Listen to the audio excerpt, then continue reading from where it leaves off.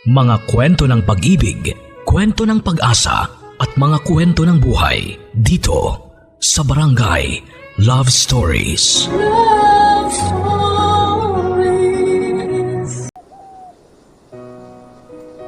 Dear Papa Dudut, magandang araw po sa inyo Papa Dudut, at ang ibabahagi ko po sa inyong kwento ay nangyari sa amin ng asawa ko mga 5 taon na ang nakakalipas. Naisipan ko pong ibahagi sa inyo dahil undas na. At dahil sa mga kababalaghang nagsisimulang mangyari muli sa amin itong mga nakaraang taon.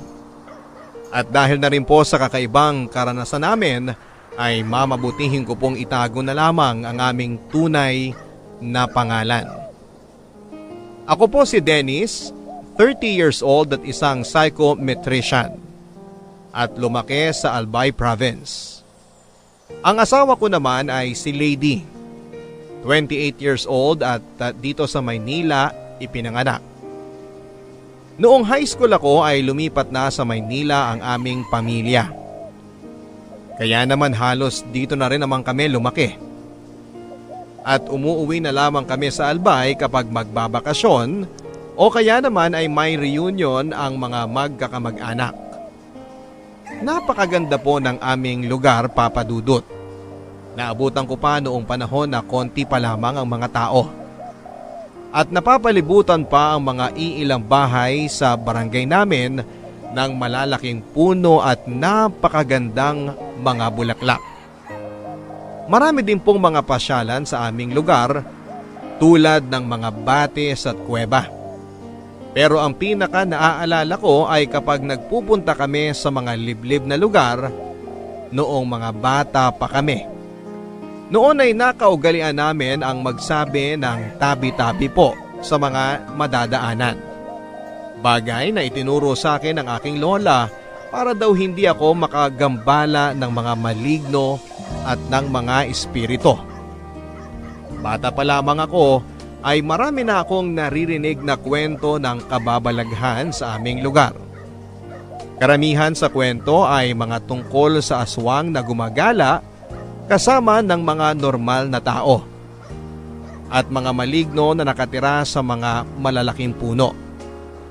Kahit pa ang sarili kong ina ay may ibinahaging kwento sa akin na noong mga 3 or 4 years old pa lamang siya, nang karay-karay siya ng aking lola na naglalakad ay may nakita siyang isang babae na nakadikit sa silong ng isang kubo. At ang mahaba at malagong buhok nito ay nakalaylay at umaabot sa lupa. Nang tinanong daw niya ang lola ko, itinuro ang babae at tinanong kung ano yon. Noon ay kumaripas na ng takbo ang lola ko habang karay-karay siya. At pagka-uwi ay doon niya nalaman na ang babaeng yun daw pala ay isang aswang na hinihigop ang buhay na bata na nasa sinapupunan ng buntis naming kapitbahay. Habang lumalaki ay marami pa akong mga kwentong napapakinggan na kagaya ng kwento ni nanay. Pero nang kami ay magpamaynila na, ay unti-unti na rin itong nakalimutan. At nang tumanda na nga ako ay tumigil na rin talaga akong maniwala sa mga ganong klase ng kwento. Graduate kasi ako ng psychology, Papa Dudut. Kaya para sa akin, ang mga ganoong bagay ay baka bunga lamang ng imahinasyon. O kung hindi naman, ay sigurado akong pinaglalaroan lamang sila ng kanilang mga utak. At may siyentipikong paliwanag kung bakit sila nakakakita at nakakaranas ng kababalaghan. Noong nasa Maynila naman kasi ako ay halos wala na rin naman akong naririnig ng kwento tungkol sa mga aswang at maligno. Maliban na lamang sa mga paminsang kwento ng mga kakilala ko tungkol sa mga multo na nakita o naramdaman nila.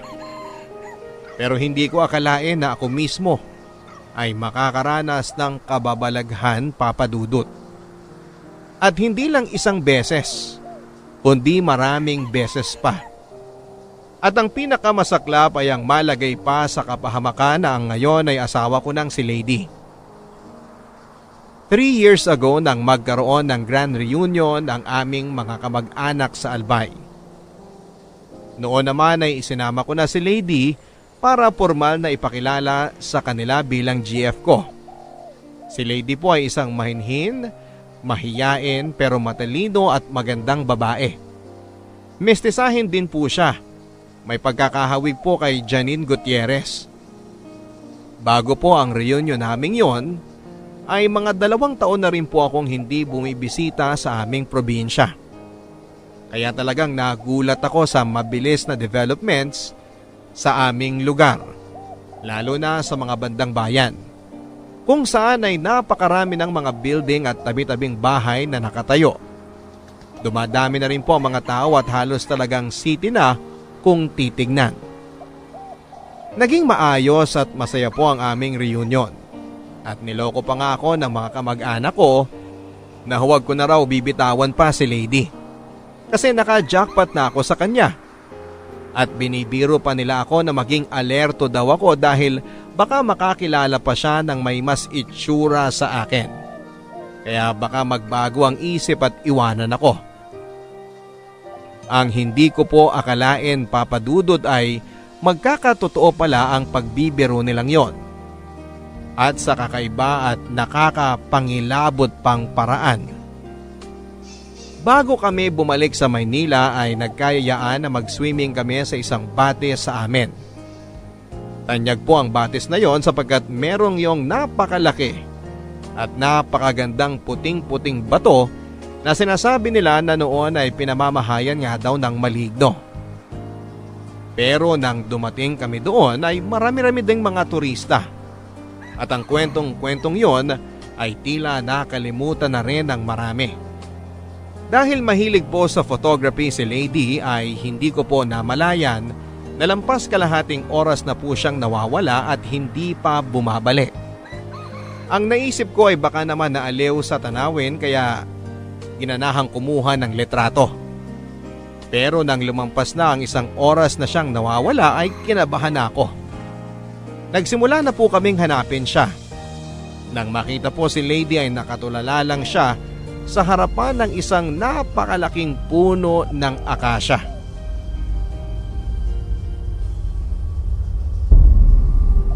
Lady! Lady! Lady! Lady! Lady!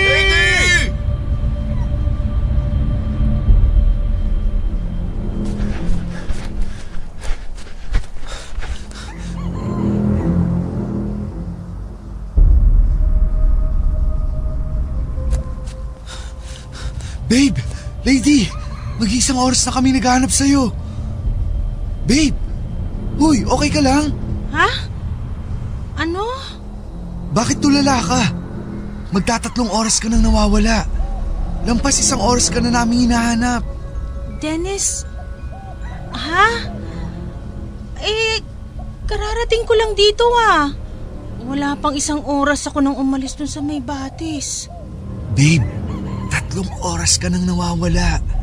Lahat na kami mga lalaki hinahanap ka na eh. Teka nga, tawagan ko nga sila. Shucks, bakit patay phone ko? Marami pa akong battery kanina. Ayaw magbukas.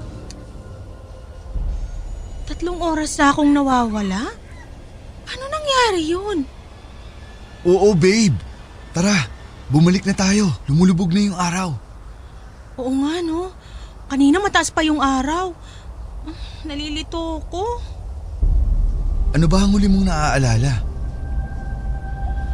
Ang natatandaan ko, may nakita akong isang aso. Nasa gitna ng mga kakahuyan. Tahimik lang siya na nakatingin sa akin. Nung una, natakot pa ako kasi baka kagatin ako. Pero tahimik lang siya. Nakatingin. Nagtaka ako kung paano siya napunta doon. Puro kakahuyan yun at walang malapit na bahay. Tapos naaliw na ako sa kanya kaya pinidyohan ko siya. Tapos nun, sinundan ko na siya habang nagvi-video ko. Tapos ayun nga, dumating ka na. Pero wala naman akong asong nakita pagdating ko. Alam ko na. I-check natin yung camera mo kung ano ang nangyari. Sige, eto. I-play mo yung video. Ha? Paano nangyari yun? Bakit walang na-record? Baka naman sira yung camera mo. Ewan ko. Andito naman yung ibang mga picture na kinunan ko eh. Yung mga pictures natin sa batis andito rin. Bakit yun lang yung sira? Lady, tara na! Hindi maganda ang pakiramdam ko sa lugar na to. Dito tayo. Teka, Naalala mo ba ba ang daan pabalik? teka. Nalilito na rin ako. Lady, baliktarin mo ang t-shirt mo. Ha? Baliktarin mo. Babaliktarin ko rin tong suot ko. Ha? Bakit? Basta gawin mo na lang. Yan ang naaalala kong turo sa akin ng bata ko na dapat gawin kapag naliligaw para mahanap ang daan pabalik. Sige, sige. Dali, ayokong abutan tayo ng gabi dito.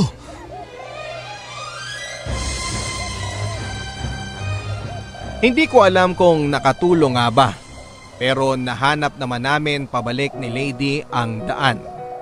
Nang ikwento namin ang nangyari sa liblib na lugar sa may Akasya, ay sinabi kaagad ng mga pinsan ko at kahit ng mga matatanda sa amin na maaari nga daw na napunta si Lady sa lugar ng mga engkanto. Lalo pat ang mga malalaking puno tulad ng Akasya at Balete ay sinasabing bahay daw ng mga engkanto at lamang lupa. Mabuti na nga lang daw at nahanap ko kaagad si Lady dahil kung hindi raw ay baka nakuha ito ng mga engkanto.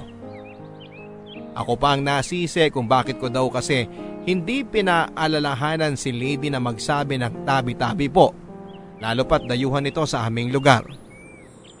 Bukod pa dyan ay meron kasing si Lady na nunal malapit sa mata, kaya't sinasabi nila na isa rin daw ito sa mga dahilan kung bakit maaaring maging lapitin si Lady ng mga maligno at engkanto. Ako naman ay kahit na pinagbaliktad ko na rin ang t-shirt si Lady ay pati na rin ako ay sa puntong yun ay hindi pa rin masyadong naniniwala na gawa yun ng maligno. Sa isip ko ay baka naapektuhan lang ako ng sobrang kaba dahil sa pagkawala ni Lady. Kaya kung ano-ano ang mga naisip ko at nararamdaman. Inisip ko na lamang din na baka may kung anong halamang gubat lang si Lady na naamoy na nagkaroon ng epekto sa kanyang perception at memorya. Yung nangyari naman sa camera at sa aking cellphone ay inisip kong maaaring nagkataon lang na nagmalfunction at nasira. Pero kinabukasan ay dinapuan ng matinding lagnat si Lady Papadudut. Napakataas ng kanyang temperatura at nagdidiliryo. Dahil dito ay hindi na rin kami natuloy sa pag-uwi sa Maynila at isinugod namin siya sa ospital. Pagdating ng ospital ay hindi rin makita ng mga doktor kung ano ang mali kay Lady. Kahit na ano pong gamot ang ipainom sa kanya ay hindi bumababa ang kanyang mataas na temperatura. Kaya pumayag na rin po ako nang sabihin ng nanay ko na tumawag kami ng magtatawas. Akin na ang palanggana. Ito po.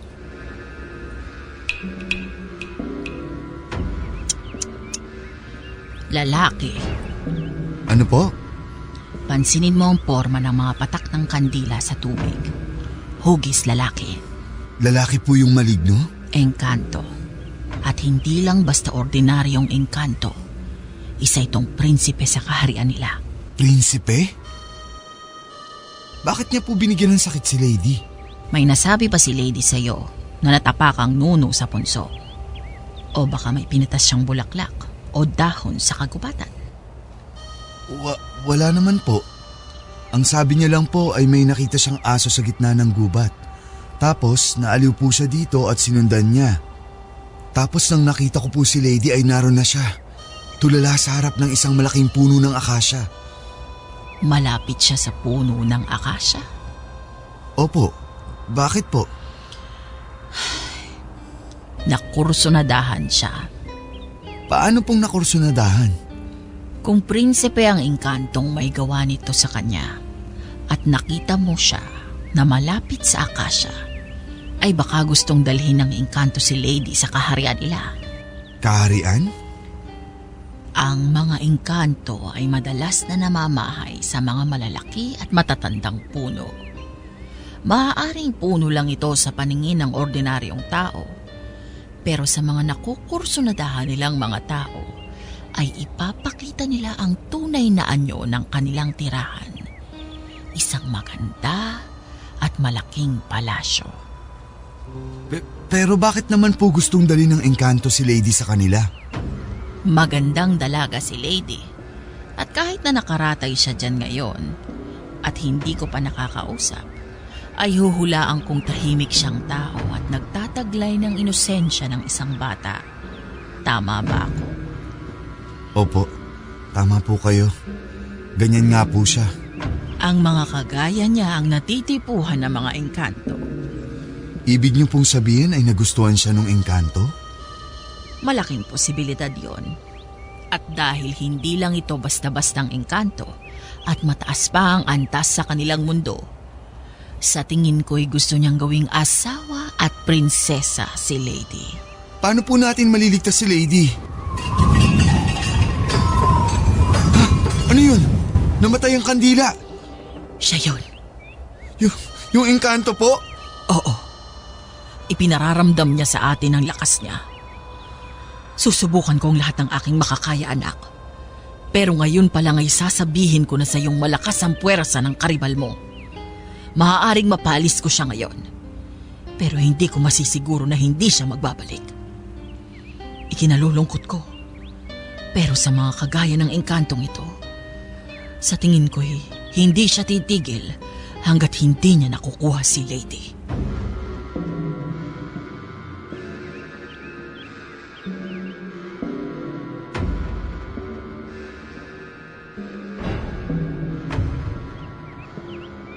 Nakailang session din si Lady sa paggagamot sa kanya ng magtatawas papadudot. At nakita ko rin mismo sa sarili kong mga mata ang improvement kay Lady. Kung walang nagawa ang mga doktor ay parang ang nakatulong nga sa kanyang kondisyon ay ang ginawang paggagamot ng magtatawas. Pero sa gulat naming lahat ay walang maalala si Lady sa lahat ng mga nangyari sa kanya. Ang huli niyang naaalala ay nang nagpunta kami sa Bates at matapos noon ay ang huli niyang natatandaan ay ang nasa Maynila na kami. Tulad ng nirecord niyang video ay parang nabura din ang lahat ng mga nangyari sa utak niya. At dahil nga sa lahat ng mga kababalaghang nangyari, ay unti-unti na rin ako naniwala na totoo nga ang engkanto at maligno. Naniwala na ako na talagang mayroong mga bagay sa mundo na hindi maipapaliwanag ng tao ng lohika at ng siyensya. Pero ang pangyayaring ito kay Lady ay nagkaroon din ng hindi kaaya-ayang epekto sa aming sitwasyon sa buhay. Dahil sa pagkakasakit ni Lady ay halos isang buwan din kaming namalagi sa probinsya. At dahil hindi ko naman siya maaaring iwanan ay nag-emergency leave ako sa trabaho ko ng isang buwan. Mabuti na nga lang at mababait ang aking mga boss at pinayagan nila ako. Si Lady naman ay hindi pinalad. Dahil mahigpit ang kanyang kumpanya ay napilitan tuloy siyang mag-forced resignation. At matapos noon ay nahirapan na rin siyang makahanap pa ng bagong trabaho. Mula kasi nang mangyari yon kay Lady ay parang may nagbago na rin sa kanya. Mas naging tahimik siya at withdrawn. Sa aking obserbasyon ay gumaling man siya sa kanyang pisikal na katawan, ay naapektuhan naman na nangyari sa kanya ang kanyang kaluluwa at pagkatao. Ako rin ay medyo na-guilty sa mga nangyari, Papa Dudut, at nahiya ako sa kanyang pamilya.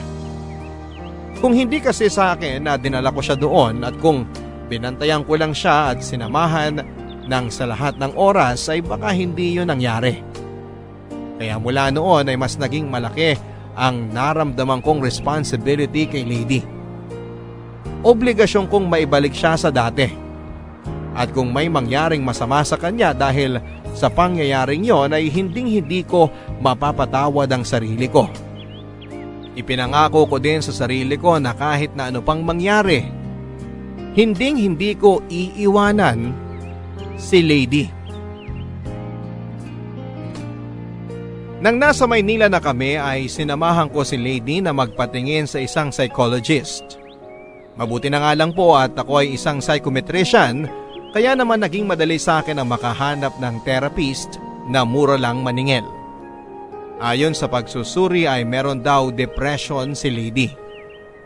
At matapos ng ilang session ay sa awa ng Diyos ay bumuti-buti naman ang kanyang kalagayan. Unti-unti nang bumalik si Lady sa dati niyang ugali na magiliw at optimistic. At nang siya ay gumaling na, ay naging madali na rin muli sa kanya ang makahanap ng bagong trabaho. Bumalik na sa dati ang buhay namin, Papa Dudut. Naging maayos naman si Lady sa kanyang bagong trabaho at ako naman ay balik sa dati na rin na walang masyadong inaalala. Kaya nang kami ay mag-anibersaryo, ay minabuti ko rin na mag-propose sa kanya na magpakasal. Nasinagot naman kaagad ni Lady ng kanyang matamis na oo. Agad naming plinano ang aming kasal. Pinagkasunduan namin na mag-iipon muna kami sa loob ng 1 taon para sa magagasto sa aming kasal. At bilang paghahanda na rin sa aming future. Naging maayos at maganda ang mga sumunod na buwan. At akala ko'y magtutuloy-tuloy na ito. Hanggang sa may dagok na namang dumating sa aming pagsasama. Napansin ko na meron na namang pagbabago kay Lady. Pero sa pagkakataong ito ay wala nang kinalaman sa kababalaghan. Napansin kong nagkaroon ng kakaibang sigla sa kanya pero pakiramdam ko ay hindi naman dahil sa akin o sa kanyang trabaho. Nakaramdam ako na parang meron siyang iba. Matapos ang ilang linggo nang mapansin ko kay Lady ang pagbabago sa kanyang kinikilos, ay nagsimula na rin siyang manlamig sa akin. Kapag nagkikita kami ay pakiramdam ko ay napipilitan lang siya. At parang palagi siyang nagmamadali na umalis. Dumating na rin sa puntong parang iniiwasan na niyang makipagkita sa akin. O maski ang makipag-communicate. At doon ko na nga naramdamang posibleng meron na siyang third party. At isang araw ay dumating na nga ang pinaka-kinakatakutan ko. Nakipagkita sa akin si Lady at sinabi niyang gusto na niya na makipaghiwalay. Dennis, may gusto sana akong sabihin sa'yo. May kinalaman ba tong sasabihin mo kung bakit hindi ka na nagpapakita sa akin? At kung bakit iniiwasan mo na ang tawag ko? Oo. May iba ka na?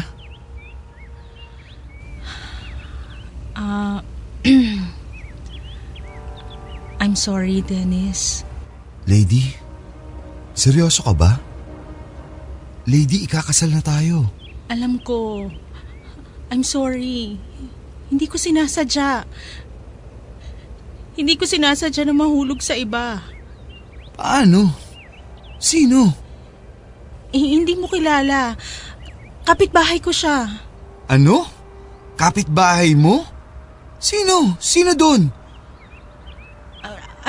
Bagong lipat lang siya. Nung March lang siya lumipat. Nung March? 1 buwan matapos ko mag-propose sa'yo? Oo. Paano? Paano nangyari yun? Lady, 4 years na tayong magkarelasyon. Tapos ipagpapalit mo ako sa lalaking kakakilala mo lang ng wala pang kalahating taon? I'm sorry, Dennis. Pero sa tingin ko, mahal ko si Mateo. Mateo? Hindi. Hindi ako naniniwalang pag-ibig yan. Dennis, hindi ko maipaliwanag. Basta pakiramdam ko, ang tagal-tagal na naming magkakilala. Pakiramdam ko, tinadhana kami. Itinadhana? Dennis, nung dinala niya ako sa palasyo nila. Teka, palasyo? Hindi, sa bahay nila. Hindi, malinaw na sinabi mo sa akin ang salitang palasyo. Na mali lang ang dinig mo. Lady, kilala kita. Magsabi ka sa akin ng totoo. Sabihin mo sa akin ang lahat. Dennis, alam ko na mahirap paniwalaan ang mga susunod kong sasabihin. Pero May palasyo si Mateo. Natatandaan mo ba nung buong araw kitang hindi kinontak? Lady, hindi mo lang ako isang araw hindi kinontak. 2 linggo kang hindi nagparamdam. At nang pumunta ako sa inyo, ang sabi ng mga magulang mo, nagpaalam ka raw na may pupuntahan. At 2 linggo kang nawala. Ano? Lady, please, hindi kita huhusgahan. Pero ikwento mo sa akin ang lahat ng nangyari. Okay, sige. Sinundo ako ni Mateo sa bahay. Dinala niya ako sa lugar nila. Nakatira siya sa gitna ng gubat. At sa gubat na yon, may isang malaking palasyo. Doon ko nalaman na isa pala siyang prinsipe. Nagulat ako dahil pagdating ko may isang napakalaking handaan. Isang napakahabang lamesa na punong-puno ng masasarap na pagkain. At nandun din ang mga magulang niya. Ang sabi nila, ang tagal-tagal na raw nila akong hinihintay. Kumain ako ng marami at ang sasarap ng pagkain. Tapos ang dami ring kanin tsaka iba't ibang gulay. Tapos inoffer nila yung pinakamasarap daw nilang pagkain. Kanin na kulay itim. Pero dahil busog na ako, tinanggihan ko. Pagkatapos noon, inihatid na ako ni Mateo sa bahay. Tapos ang sabi niya, sa susunod niya raw akong sunduin, sana sumama na ako sa kanya. Tapos binigyan niya ako ng isang supot na punong-puno ng pera. Lady, nare-realize mo ba na ang hirap paniwalaan ng mga sinasabi mo? Lady, 2 linggo kang nawala. Hindi ko alam yung sinasabi mong 2 linggo. Isang araw lang akong nawala, Dennis. At totoo ang lahat ng sinasabi ko. Andito pa nga sa bag ko, may natira pa nung napakaraming perang binigay niya sa... Teka nga, sandali. Teka lang. Bakit ang dami kong dahon sa bag? Nasaan na yung pera? Andito yun eh. Bakit puro dahon na? Nasaan na?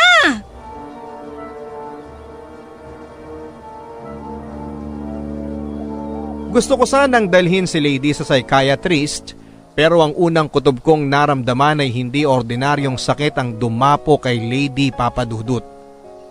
Masyadong malapit ang kinuwento niya sa mga nabanggit dati na magtatawas, ang tungkol sa palasyo, ang tungkol sa engkantong prinsipe na gustong asawahin si Lady.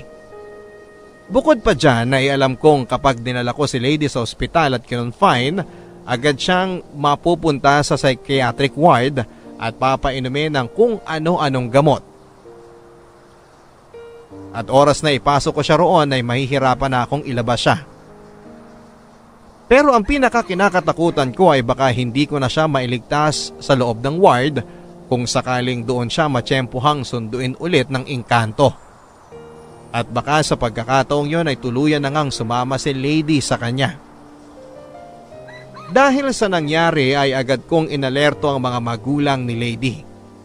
Ipinaliwanag ko sa kanila ang pagkakatugma ng mga sinabi nito sa akin sa mga sinabi dati ng magtatawas. At dahil maski sila ay hindi may paliwanag ang mga nangyayari ay pumayag din sila na huwag munang dalhin sa psychiatrist si Lady. Sinabihan ko na lang sila na huwag munang papasukin sa trabaho si Lady at huwag hayaan na mawalan ito ng tagabantay. Agad ko rin kinontak ang mga kamag-anak namin sa probinsya at ipinahanap ang nagtawas kay Lady. Ngunit sa kasamaang palad ay nalaman nila na namatay na pala ito ang magtatawas. Hindi man sinabi sa amin ang dahilan ay natakot ako na baka may kinalaman sa pagtulong niya kay Lady ang kamatayan ng matanda. At dahil dito, mas lalo akong nabahala para kay Lady. Kaya agad akong nagpaalam ng leave sa trabaho at nakisuyo sa mga magulang ni Lady na doon muna ako manirahan sa bahay nila upang bantayan nito. Ikinulong namin si Lady sa kanyang kwarto na siyang kinagalit niya ng husto. Nang magsimulang magalit at magwala si Lady ay napilitan na rin kaming itali ang kanyang mga kamay sa kama. Awang-awa ako kay Lady Papadudut at alam kong maski ang mga magulang niya ay awang-awa na rin sa kanya.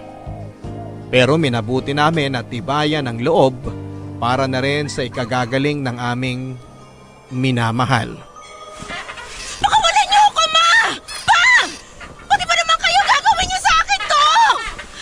Patawarin mo kami. Kapag hindi namin to ginawa, baka magwala ka na naman at masaktan mo lang ang sarili mo. Bitiwan niyo ako!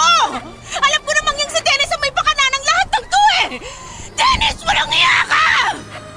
Lady, parang awa mo na. Kumalma ka na. Ginagawa lang namin to para sa kapakanan mo. Anong kapakanan? Alam ko naman kung anong dahilan kung bakit mo ginagawa to eh! Nagagalit ka! Nagagalit ka dahil nakipag-break ako sa'yo! Lady, hindi yun ang dahilan. Lady, may sakit ka. Kailangan muna namin gawin to hanggat hindi ka pa gumagaling. Wala akong sakit! Hindi mo malinaw sa'yo? Hindi ikaw ang mahal ko! Si Mateo! Si Mateo ang mahal ko! Bitin niyo ako! Lady, parang awa mo na anak, kumalma ka na. Hindi! Pakawalan niyo ako dito! Susundayin ako ni Mateo at sasama ako sa kanya! Please, Lady, parang awa mo na. Kung dumating ulit si Mateo, huwag kang sasama sa kanya. Mapapahamak ka lang. Nagsiselos ka lang. Pakawalan niyo ako dito. Huwag niyong hintayin na magalit si Mateo dahil papatayin niya kayo! Papatayin niya kayo! Diyos ko! Tulungan niyo ang anak ko! Huwag na huwag mong gagawin niya pagkukrusahan ako! Dennis, iabot mo sa akin yung crucifix! Huwag mong gagawin yan! Lino! Tonton! Tulungan niyo kami dito! Ang lakas ng ate niyo! Masamang espiritu! Layuan mo ang anak ko! At umiyo! Ilayo mo yan sa akin! Ilayo mo! Wilma! Nahihirapan ang anak natin! Tanggalin mo muna yung cross!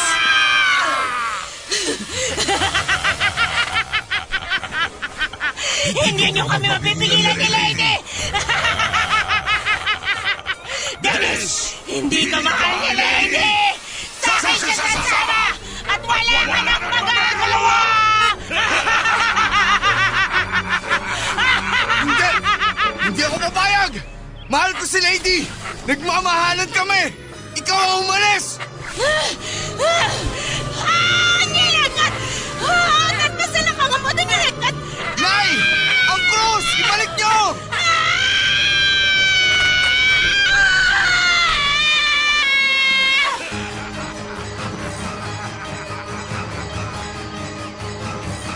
Yun na siguro ang pinaka nakakakilabot na nasaksihan ko, Papa Dudut.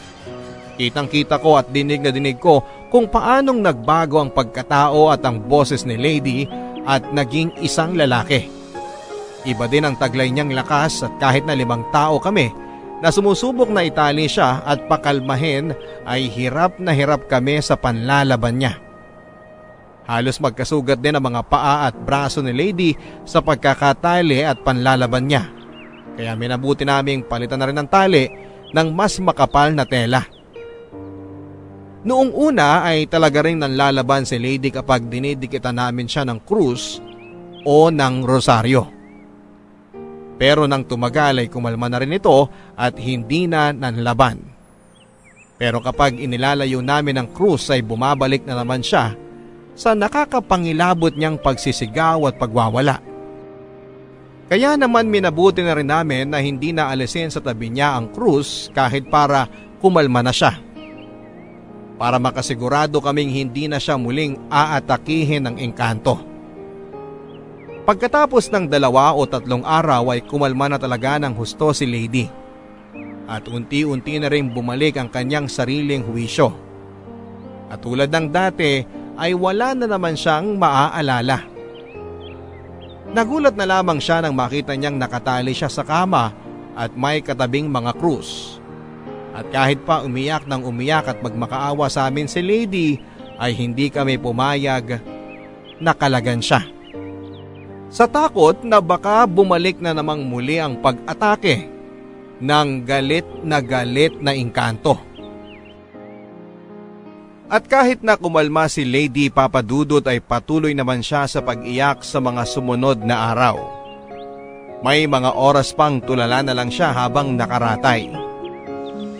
At kahit na nakalimutan niya ang nangyaring pagwawala niya at tilang pagsapi sa kanya ng engkanto, ay hindi naman niya nakalimutan na gusto niyang sumama dito.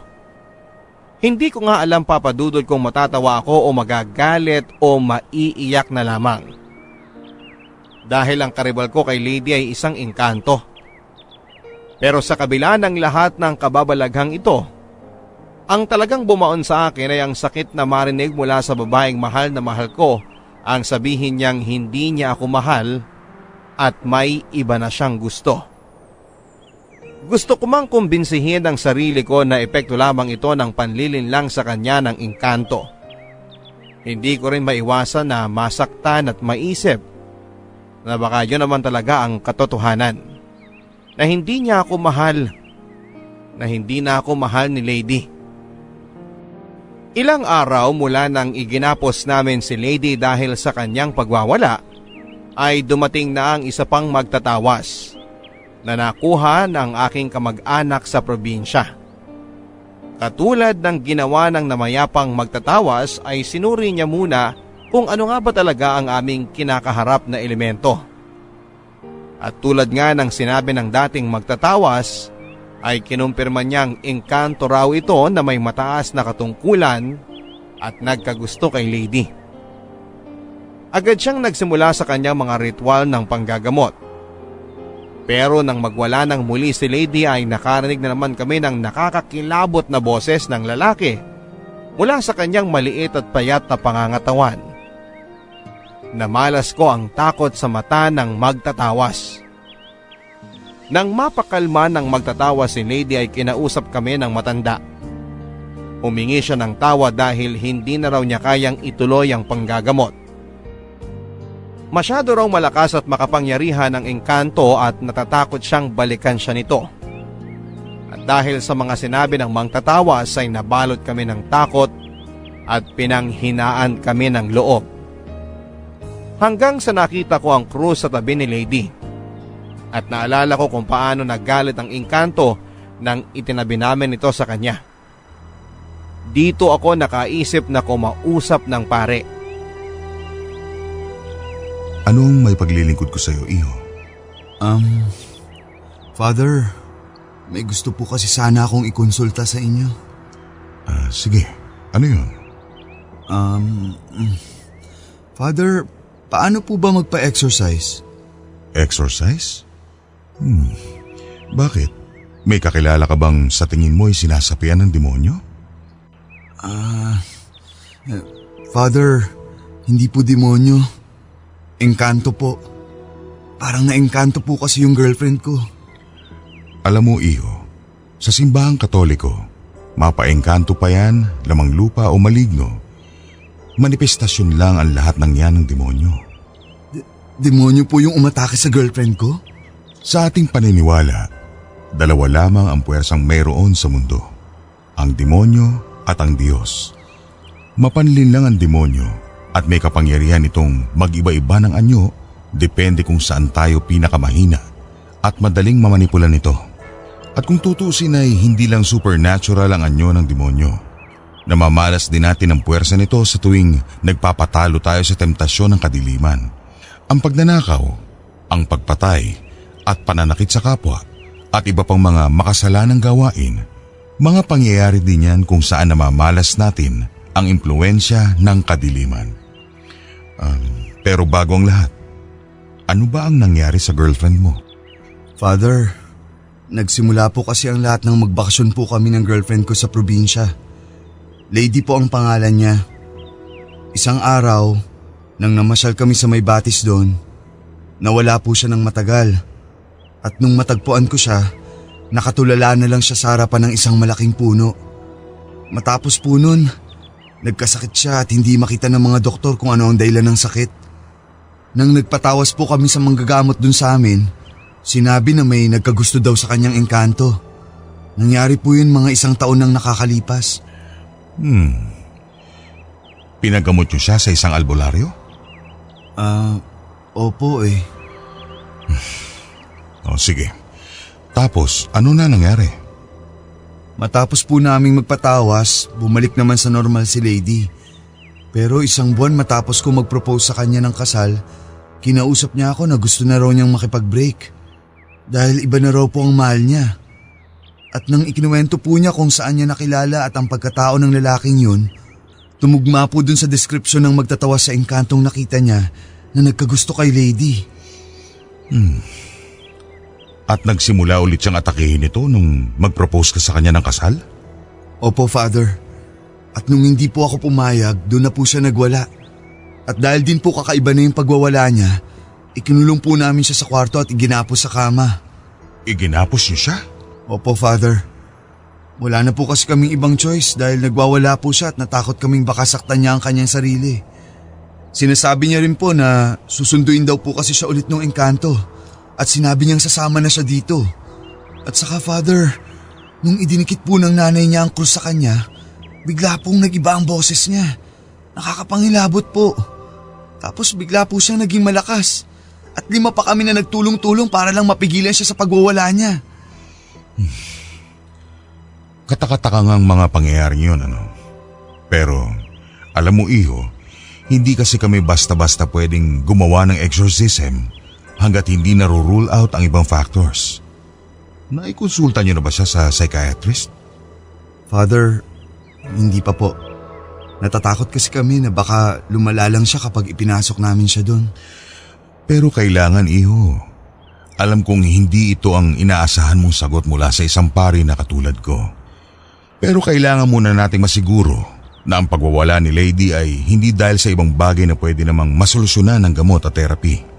Lalo pat nabanggit mo na ikakasal na dapat kayo.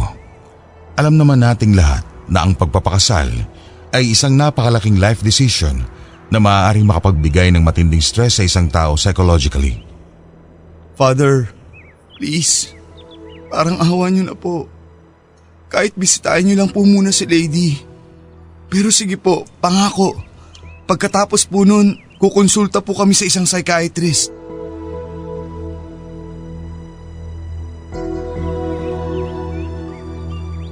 Isa sa mga itinanong ni Father ay kung bakit daw kami sa albularyo unang lumapit. Kumusta raw ba ang aming relasyon sa Panginoon? Hindi ako handa at medyo nagigilty ako sa tanong ni Father. Kahit kasi Katoliko ako at ang pamilya ko ay hindi naman ganong kalakas ang aming paniniwala at pagpapractice ng aming relihiyon. Kumbaga, nagsisimba na lang kami dahil obligasyon at dahil nakasanayan na. At kapag nasa simbahan kami o nagdarasal, ay kadalasang wala naman talaga doon ang atensyon namin. Ako mismo, aaminin ko, ay madalas na naiinip at nagsiselfone at nabubore sa misa. Kaya palagi na rin akong late na dumarating. Hanggang noong lumao na nga ay nagsisimba na lamang ako kapag may nagyayaya. Si Lady naman, sa pagkakaalam ko ay medyo ganun din ang pamilya niya. Parang ang nanay niya na nga lang ang talagang linggo-linggo sa kanila kung magsimba.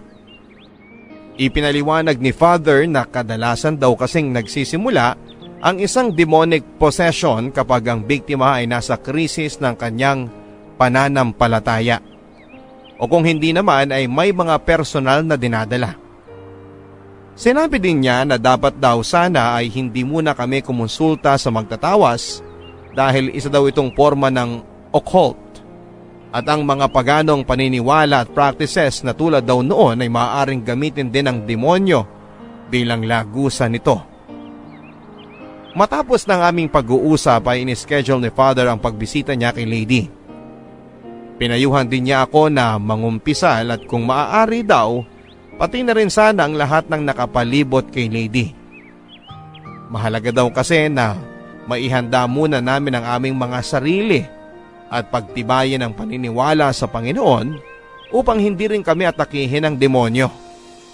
Lalo pat parang kinakalaban na rin namin ito sa kagustuhan naming mailigtas si Lady. Magkukumpisal na rin sana ako kay Father pero sa kung anumang kadahilanan papadudot ay bigla akong inatake ng hika. Bukod sa lampas ng 1 dekada nang huli akong magkumpisal ay meron din akong kasalanang mga nagawa sa buhay na parang hindi ko pa kayang sabihin sa ibang tao. kahit nasa pari pa. Nagsinungaling na lamang ako kay Father at ang sabi ko ay may isa pa akong lakad na pupuntahan na importante.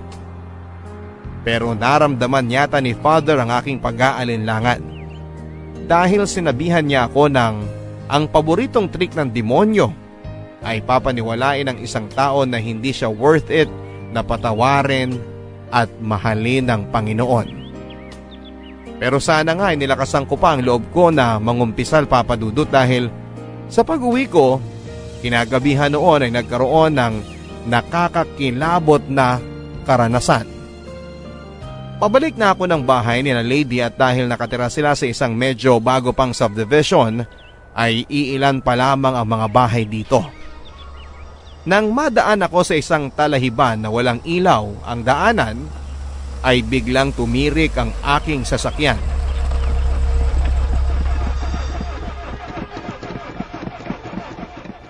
Ano ba to? Bakit tumigil?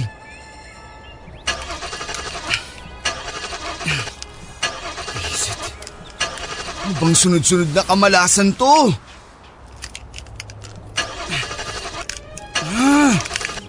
Bakit ayaw? Yung makina kaya? Hindi naman nag-overheat. Wala namang problema. Saan galing tong asong to? Doggy, huwag mo akong lapain. Mabait ako.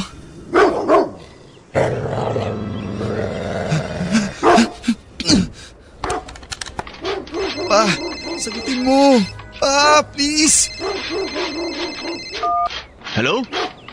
Dennis? Pa, ano po kasi? Andito na ako sa subdivision nyo. Tumirik po kotse ko. Pero hindi po ako makalabas ng kotse kasi may aso na gusto akong kagatin. Ganun ba? Nasaan banda ka ba? Sa Sampaguita Street po ata to. Basta yung puro talahib pa. Okay, sige. Teka po. Ayan, parang nawala na yung aso. Subukan mo kaya uli i-start yung kotse. Sige po. Pa, ayaw pa rin po mag-start eh. Pero yung headlights bumukas na. Dennis? Ayos ka lang ba, anak? Pa, ano po kasi? May lalaki na nakatayo sa harap. Paanong lalaki? Di, humingi ka ng tulong. Hindi po siya gumagalaw pa. Nakatayo lang po siya. Nakatingin sa akin. Ano? Oh, bakit anak? Pa, namatay ulit yung headlights. Nasaan na yung lalaki? Sobrang dilim po. Hindi ko po... Dennis?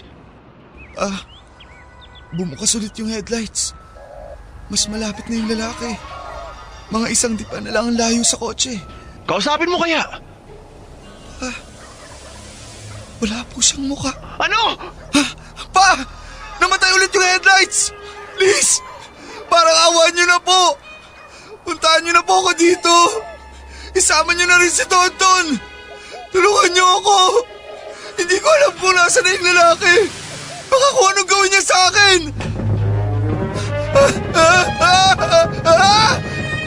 Pa! Bilisan niyo! Niyulog niyo dyan itong kotse! Puntahan niyo na ako! Sino magbabantay kay Lady kung pumunta kami dyan? Pa! Ang hirap sa'yo, Dennis. Bukod sa napakamakasarili mo na, ay napakaduwag mo pa.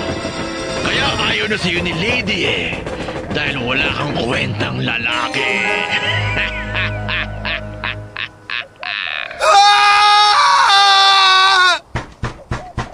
Boss!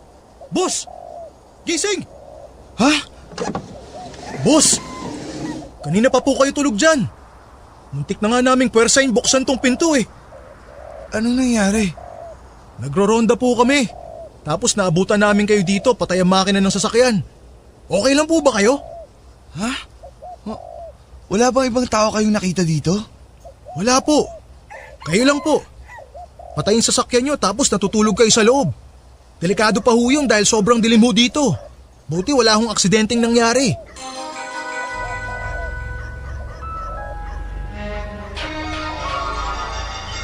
Sa pagdating ko sa bahay ni na Lady ay minabuti kong isarili ko na lamang ang mga nangyari sa akin, Papa Dudut. Ayaw ko na rin kasing takutin pa sila sa mga nangyari sa akin. At nang pumasok ako sa kwarto ni Lady ay kita kong tahimik lang siyang nakahiga dito. Ang krus ay malapit pa rin sa kanya. Pero nakatitig lang siya sa akin at parang may pilyang ngiti sa kanyang mga mukha. Pinulong ko rin ang kanyang pamilya at sinabi ko sa kanila ang napag-usapan namin ng pare. Ang sabi ko sa kanila ay makakabuti siguro na bago dasalan ni Father si Lady ay mangumpisal muna kami ng aming mga kasalanan dito. At sinabi ko rin sa kanila na mas makakabuti siguro kung sabay-sabay kaming magdarasal ng rosaryo bawat oras at ipagtirik ng kandila si Lady. Nang nagdarasal na kami ay kita kong apektado si Lady. Kahit na hindi siya nagwawala kagaya ng dati ay iyak naman siya ng iyak. Nagmamakaawa na itigil na raw namin ang ginagawa namin dahil lang sakit daw sa tenga at para daw pinupunit ang kanyang kalamnan. Kahit na naaawa kami ay pinagpatuloy lang namin ang pagdarasal at hindi kami tumigil. Nairaos namin ang gabing yon nang wala namang ibang kababalaghan pang nangyari. At minabuti naming maghalinhina ng tulog at palaging dapat ay may isang gising para magbantay kay Lady. Kinabukasan, Papa Dudut, sa pagdating pa lang ng pare ay hindi na mapakali si Lady. At nang isa-isa na kaming nagkumpisal sa pare ay kung ano-ano rin ang mga lumalabas sa bibig ni Lady. Tawa ng tawa. Nagmumura, nagagalit at nagsasabi ng kung ano-anong mga nakakahiyang bagay tungkol sa bawat isa sa amin. Pero nilaksa namin ang aming loob at pinagpatuloy lang namin ang mga ginagawang paglilinis ng kasalanan. At kita ko rin na parang pinapawisan si Father. At ramdam kong nahihirapan siya sa kanyang ginagawa. Hindi nagtagal ay hindi na nakayanan ni Father at tumawag pa siya ng isa pang pare na makakatulong sa kanya. At silang dalawa na ang nagtulong na dasalan si Lady. Habang dinadasalan at winiwisikan ng pare si Lady ng holy water, ay nagwawala ito. At hindi nga tumagal at lumabas na naman sa kanyang bibig ang nakakakilabot na boses ng lalaki. Kung ano-anong mga masasama at mahahalay na bagay ang sinasabi niya. At dumating pa sa puntong nagsasalita ito ng lengguwahe na hindi namin maintindihan. Hindi nagtagal ay kumalma na rin si Lady. At nakita ko sa kanyang mga mata na nanumbalik ang kanyang huwisyo. Pero dahil sa pagod na rin siguro ay nakatulog na lamang ito. Bago umalis ang pare ay binigyan niya kami ng mga medalyon. St. Benedict's Medal. Ito raw ay isang mabisang medalyon na pangontra sa demonyo at iba pang puwersa ng kapahamakan at kadiliman. Ang bilin niya ay ipasuot daw namin ito kay Lady upang maprotektahan siya nito. Pero mas magiging mabisa daw ito kung kaming lahat ang magbabalik loob sa Diyos. At kung mas pagtitibayin namin ang aming paniniwala sa awa at kapangyarihan ng Panginoon. Dennis? Lady? Dennis? Bakit ako nakagapos? Ha? Wala kang maalala? Bakit niyo ako ginapos? Lady, kasi nagkasakit ka. Nagwawala ka. Ako? Nagwawala? Oo. Hindi ko maintindihan. Wala akong maalala. Pabayaan mo na muna. Magpahinga ka na lang muna at huwag mo nang isipin yon. Dennis, tanggalin mo nga itong mga to. Nahihirapan ako. Hindi ako makakilos. Ha? Dennis, please. Masakit ang katawan ko. Ang sakit nitong mga kamay at paa ko. Sige. Pero teka, isusuot ko muna to sa'yo. Huwag mo munang tatanggalin. Ano to? St. Benedict's Medal. Dennis, naulit na naman ba yung nangyari sa akin dati nung magbakasyon tayo sa inyo? Oo. Sige, wag mo na lang muna akong kalagan. Sigurado ka? Oo. Lady, ano ba ang huli mong naaalala? Aso. May naaalala kong aso. Nadaanan ko. Nakatayo siya malapit sa isang puno. Pauwi na ako nun sa bahay. Yun lang ang naaalala mo? Oo, pero nitong mga nakaraang buwan, may mga pagkakataon akong nagugulat ako kung bakit ako nasa lugar na yon. Dennis, natatakot ako. Shh! Huwag kang matakot. Andito lang kaming lahat para sa'yo. Yayakapin kita. Poprotektahan kita. Pero paano kung ikasal na tayo tapos mangyari uli sa akin to? Ikasal? Hindi mo na naaalala na nakipag-break ka sa akin? Ha? Bakit ko naman gagawin yun? Hindi ko nga rin alam. At dahil nga rin doon, kaya ako naisip na baka bumalik yung kondisyon mo dati. Dahil alam ko na mahal kita at mahal mo rin ako. Maraming salamat at nagtiwala ka sa akin. Maraming salamat at hindi mo ko iniwan. Hinding-hindi kita pababayaan at iiwan, lady. Hanggang kamatayan.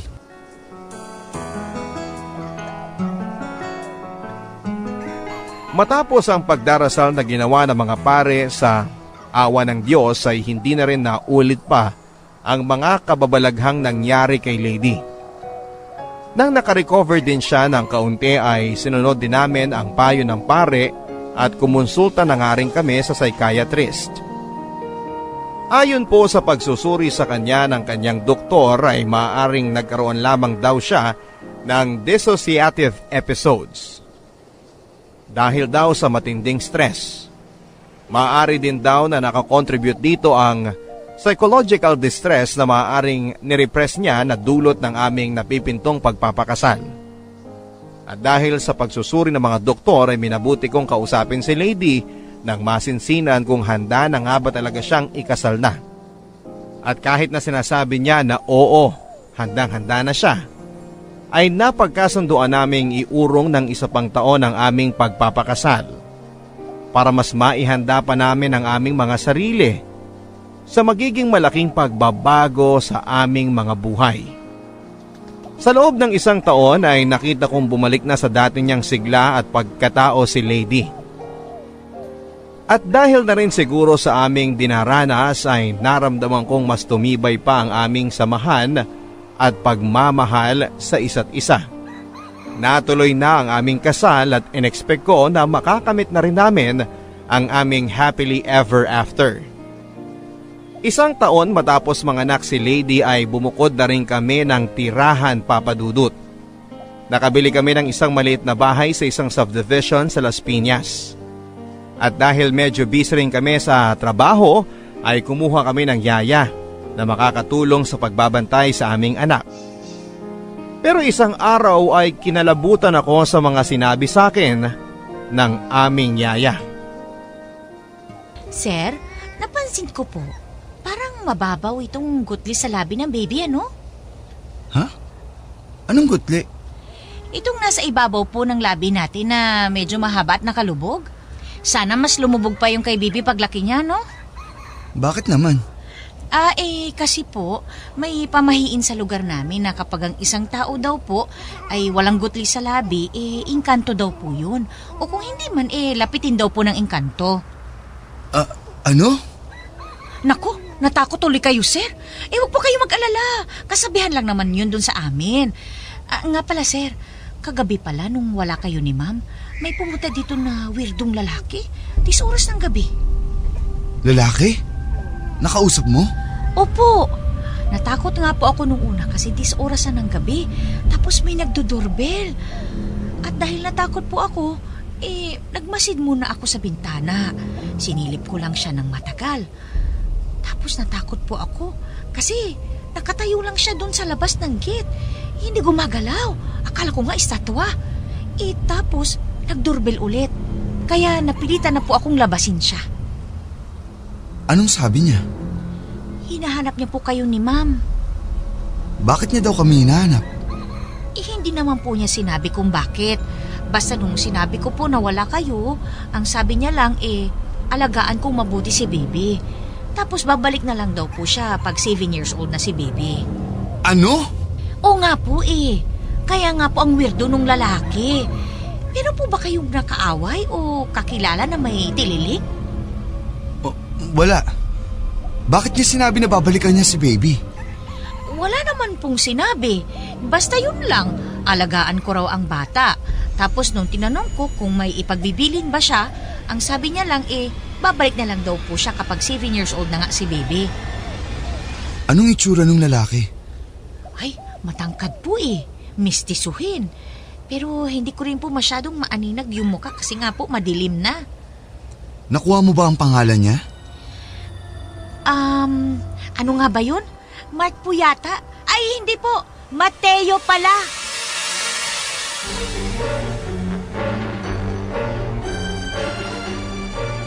Tumaas ang balahibo ko sa katawan nang narinig ko ang pangalang binanggit ni Yaya Papadudut. Akala ko'y natapos na ang nakakakilabot na bahagi na yon ng aming buhay.